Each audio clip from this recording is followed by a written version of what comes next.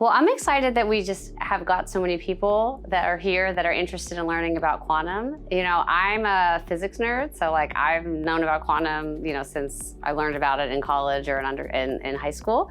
And I think it's really exciting. I think there's really interesting problems. It's sort of like the mysteries of the universe. And to see that we're going to get over 100 people to come out on a Wednesday night and learn about quantum from all the experts in the field, I think is really exciting and fascinating. So I guess I first learned about it through learning about physics. And how I got into physics was I was always really into science and technology. And my grandfather was an engineer. He worked at Westinghouse, and he worked on the Manhattan Project and built the shell for one of the atomic bombs. So when I told him I was interested in science and technology, because my father was a lawyer, so my grandfather wasn't happy with that career choice.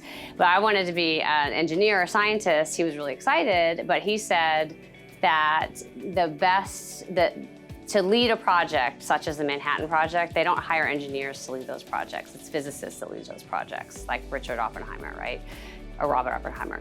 So he said I should study physics. So that's why I decided to, when I went to Cornell, instead of going into the engineering school, I studied physics in the arts and sciences. And then I learned about quantum mechanics as a junior. I did a class on quantum mechanics, and on the book, there's a cat. Obviously there's a cat, and it's alive on one side, and it's, you know, it's not there on the other side, right? Because it's Schrodinger's cat. And I just loved it. I thought it was so exciting, and it was really fun to learn about the different, you know, how to view the world in that way, and then all the math that you need to learn to do that as well.